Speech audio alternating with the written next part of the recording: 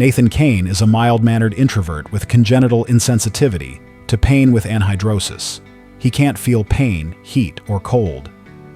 Because of this, he lives in constant fear of unknowingly hurting himself.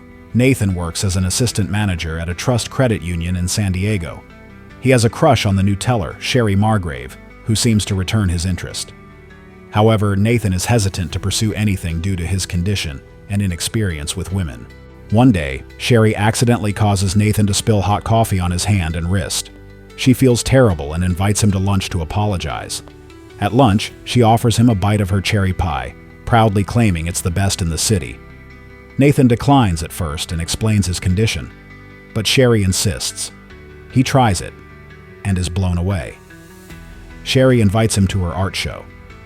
While admiring her work, Nathan asks who her models are. She explains they're from her therapy group and reveals she was a foster child who grew up in a difficult environment.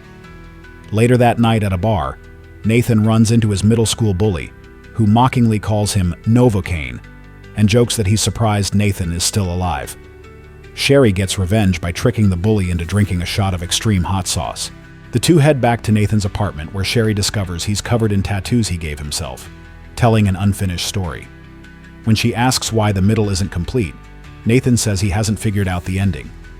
Sherry shows him her own scars from self-harm and tells him he's not the only one hiding something. He tells her she's beautiful. They sleep together. The next morning, Christmas Eve, a gang of robbers dressed as Santas, led by Simon Greenlee, raid the credit union. Simon kills Nathan's boss, Nigel, when he refuses to open the safe. Simon threatens Sherry, and Nathan gives up the combination to save her. The robbers knock Nathan out and flee, taking Sherry as a hostage.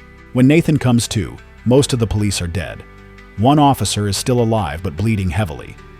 Nathan uses his belt as a tourniquet and hears on the radio that backup is 8 minutes away. Impulsively, he steals a police car to chase the robbers, but he follows the wrong vehicle and ends up confronting one of the gang members, Ben Clark, in a restaurant kitchen. After a brutal fight, Nathan kills Ben but severely burns his hand retrieving Ben's gun from a deep fryer. Detectives Mincy Langston and Coltrane Duffy arrive at the credit union. Mincy notices the belt used to save the officer. Nathan, recognizing Ben's tattoo, asks his only friend, Roscoe Dixon, an online gaming buddy he's never met, to help find the artist. Realizing he's been shot, Nathan goes to the hardware store of a struggling customer to use his tools to remove the bullet. In return, Nathan gives him a stash of stolen cash to help catch up on bills. Meanwhile, Mincy and Coltrane arrive at the restaurant and receive a witness description of a crazy guy in a tie. Mincy suspects Nathan. She calls him, and Nathan pleads his case, asking if she has someone in her life that gives it meaning. When she says her daughter, he asks, "If someone took her, would you wait around for someone else to find her?" With Roscoe's help, Nathan tracks down Zeno, Ben's tattoo artist. Posing as Ben's friend, Nathan tries to get an address, but Zeno sees through the lie and attacks. In a violent fight, Nathan smashes his fists into broken glass and blinds Zeno before getting Ben's last name. He then calls a co-worker to get Ben's address using loan records. Ben's house is booby-trapped. Nathan does find Ben's work shirt and the name of the business he works at. As Nathan walks through the house, he gets stabbed and shot with a crossbow, eventually ending up suspended in a snare. In desperation, he calls Roscoe for help. Ben's brother Andre arrives and tortures Nathan, who pretends to feel pain. Roscoe shows up and helps overpower and kill Andre. When Mincy and Coltrane arrive, Roscoe distracts them by switching clothes with Nathan and driving away on his scooter. He eventually is arrested. Sherry tells Simon she isn't going to leave with him. Nathan arrives at the auto shop and finds Sherry and Simon. There he learns the truth. Sherry is Simon's foster sister and accomplice.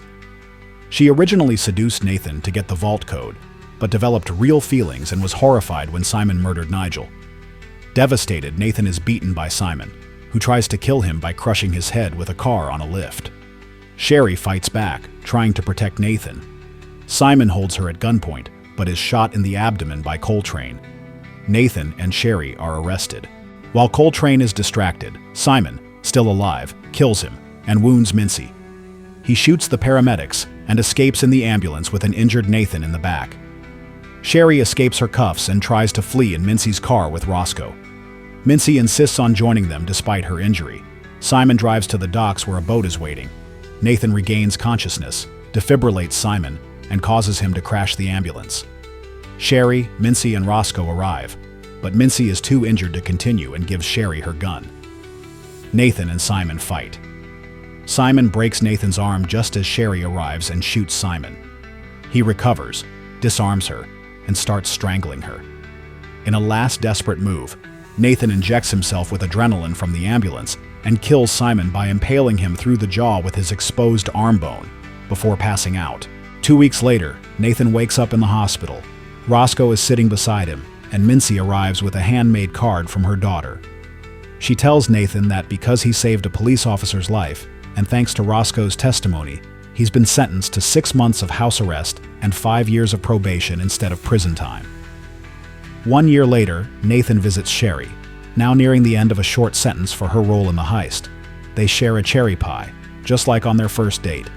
Nathan shows her his finished tattoo, where the knight and the damsel save each other. Sherry says it's perfect. They kiss goodbye, and as she walks away, she turns back and says, "I'll see you soon, Novocaine." Nathan smiles and takes a bite of pie.